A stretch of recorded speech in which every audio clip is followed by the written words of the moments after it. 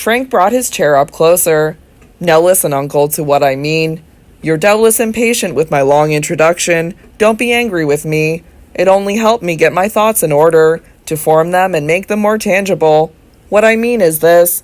You are going to make a mandragora, a mandrake creature, turning legend into reality.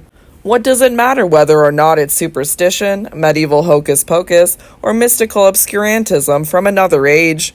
You are going to turn the old lie into something truthful. You will create it, and it will stand there in the clear light of day, tangible for all the world to see, and no stupid little professor will be able to deny it. And now pay attention to how you will make it. You will easily find a criminal. That isn't difficult. And I don't think it matters whether he died on the crossroads or was hanged. We've made progress. The prison yard and the guillotine are much more convenient, and better for your purpose. Thanks to your contacts, you will be able to get hold of that rare liquid which we need, and thereby wrenching new life from death. And what about the earth? Look at the symbolism, Uncle. The earth equals fertility. The earth is woman. She nourishes the seed which was given to her womb. She lets it grow, blossom, and carry fruit. So take that which is as fruitful as the earth. Get a woman. But the earth is an eternal whore, serving all and sundry. It is the eternal mother, the ever-available whore for countless millions.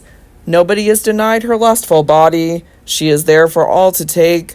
All that has life fructifies her teeming womb, and has done for millennia. So, Uncle Jacob, you must take a whore, the most brazen and shameless one you can find, one who is born to be a prostitute, not someone who is forced into the trade by destitution, nor one who was a victim of seduction.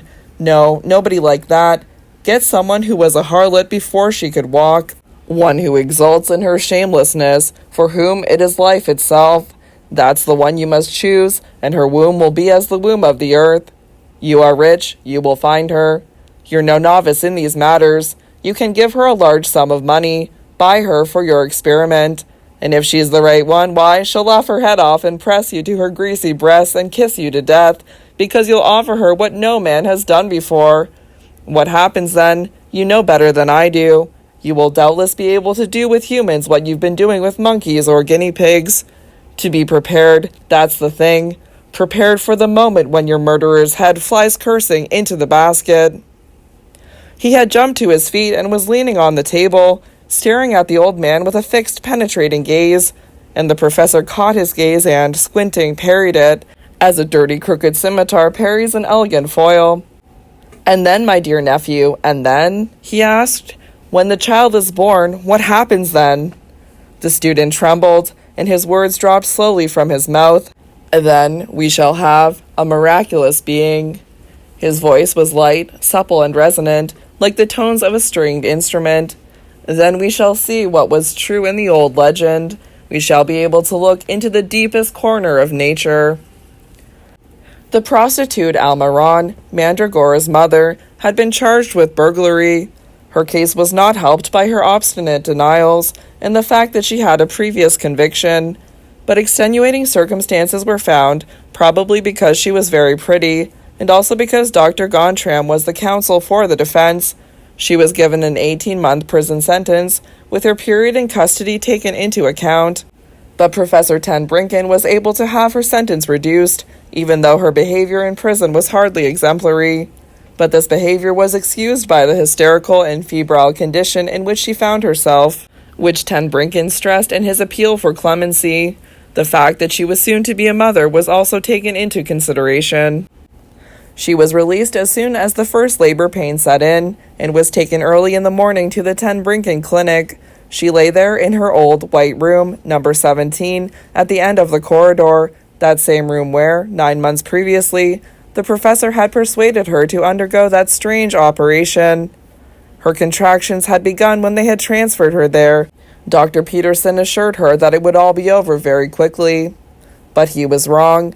The birth pangs lasted all day, the following night, and all the next day. They receded somewhat, but then set in with renewed ferocity, and the girl screamed and moaned and threw herself this way and that in fearful agony. In his report on her death, Dr. Peterson stressed the strong constitution and the splendid physical shape of the mother, both of which promised a smooth delivery. but it was the most unusual transverse presentation of the baby that caused the resulting complications, which made it impossible to save both mother and child. It was further mentioned in the report that the baby, a girl, let out the most terrible scream when it was still in its mother's womb, a scream so penetratingly shrill and loud such as neither the doctors in attendance nor the attendant midwife had ever heard from a newborn child before. This scream had almost something conscious about it, as though the baby had experienced some dreadful pain on being separated from her mother. It was so awful and so penetrating that they all were horrified, and Dr. Persheed had to sit down, whilst cold sweat dripped from his brow. Then the baby did become quiet, and did not even whimper. She was very delicate and fragile, and when she was bathing her, the midwife noticed an unusually developed atresia vaginalis. That is, the skin of both legs was joined down to the knees. But this remarkable phenomenon was found, after careful examination, only to be a superficial fusion of the epidermis, which could easily be severed by a prompt and simple operation. As regards the mother, it was obvious that she had had to suffer dreadful agony. It had been impossible to give her chloroform or an epidural injection, neither was scopolamine. Morphium administered as the bleeding, which could not be staunched, had greatly weakened the heart. For hours on end she had done nothing but scream and moan. Her cries had only been drowned at the moment of birth by the shrieking of the baby. Gradually her moans became quieter, and 2.5 hours later she died without having regained consciousness. The cause of death was given as a ruptured womb and resultant loss of blood. Intermezzo. Sin, my darling, all that is sinful was brought from the deserts by the hot southerly wind. Where the sun has been baking the earth for endless millennia, a white, thin wraith hovers over the sleeping sand, and soft clouds are formed from the wraith, clouds which the whirlwind blows hither and thither, and which change into round, strange eggs, and the hot glow of the sun holds them in its breath. And in the livid night there creeps a basilisk, spawned by the moon after its strange fashion. The moon, eternally barren, is its father, but its mother is the sand, barren likewise. This is the mystery of the desert. Many say that it is an animal, but this is not so. It is a thought, growing there where there is no earth, and no seed. A thought which sprang from that which is eternally barren, and now assumes strange forms which life does not know. This is the reason that no one can describe this being, because it is like nothingness, indescribable. But it is true, as people say, that it is very, very poisonous, for it devours the baking eggs of the sun which the whirlwind rolls in the sandy wastes, and so it is that purple flames shoot from its eyes, and that its breast smolders in grey, hot vapors. But the basilisk does not devour all the mist eggs, this child of the pale moon. When it is sated and bloated with the hot poisons, it spews its greenish saliva over those that are still lying in the sand, and scratches the fragile shell with a sharp talon, so that the foul slime may enter. And when the early morning wind arises, it sees a strange pulsing and throbbing amongst the thin shells, as though from veils of violet and moist green. But when in the lands of the sun the eggs burst, eggs which the sun has hatched, crocodile eggs, toads, snakes, eggs of the ugliest lizards and amphibians, then the poisonous eggs of the desert split also, with a gentle crack. There is no yolk, no lizard, no snake, only a diaphanous, strange formation, iridescent like the veils of the dancer whose dance is of fire, perfumed as the pale sanga blossoms of Lahore, resonant as the singing heart of the angel Israfel, and swollen with poison, like the basilisk's dreadful body. And then the south wind sprang from the tropics, crept from the swamps of the hot forest, danced above the wastes of sand. It lifts the glowing veils of the sand eggs, carries them far over the azure sea, seizes them, like gentle clouds, like the loose robes of nocturnal priestesses. And so the poison pestilence of all concupiscence flies to the golden north. Cool, little sister, as your north are our silent days. Your eyes are blue and good, and know nothing of hot desire. The hours of your days are like the heavy blossoms of blue wisteria, dropping gently upon the soft carpet. Thus my gentle footsteps pass through your sun-dappled arbor. But when the shadows fall, my young sister, a tingling spreads over your young skin. Rags of mist fly up from the south, and your greedy soul inhales them. And in a kiss of blood, your lips provide the hot, hot poison of the desert places. Yet no, my fair little sister, you sleeping child of my dream-still days. When the mistral gently curls the blue waves, when the voices of sweet birds sing from the top of my rosy bower, then I may well browse in the heavy leather volume of Professor Ten Brinken. My blood flows through my veins, slow as the sea, and with your quiet eyes, in an infinite calm, I read the story of Mandragora, and I pass it on, as I found it, simply, clearly as is right for one who is free of passions.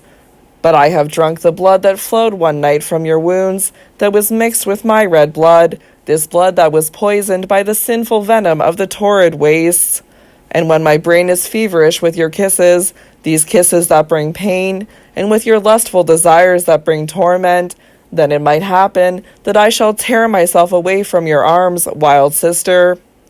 It may be that, heavy with dreams, I sit at my window on the sea, a window open to the hot blast of the sirocco. It may be that I shall take up the professor's leather volume once more, where I might read Mandragora's story, and read with your hot, poisonous eyes. The sea shrieks on the motionless rocks, then my blood shrieks in my veins, and that which I am reading seems very, very different to me, and I pass it on as I find it, wild, hot, as is right for one so full of all the passions. The leather volume, which contained the entries relating to Mandragora's life, began with a few episodes which seemed to be of interest for our narration. The first relates to the operation for the child's atresia vaginalis, which Dr. Peterson performed, and to which we may attribute his untimely end. The professor mentioned that he had promised his assistant a 3-month holiday, fully paid, because of the latter's help in the birth of the child, and also bearing in mind the savings which the mother's death had brought with it. He had also promised him an extra 1,000 marks on top of this.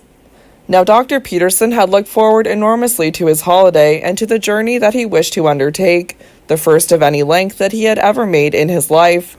He insisted, however, in performing the operation, a very simple one, before he left, although it could have been postponed without any difficulty.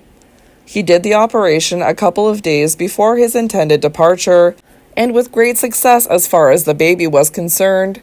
But unfortunately, he sustained severe blood poisoning, which is all the more remarkable because Dr. Peterson normally demonstrated the most scrupulous hygiene.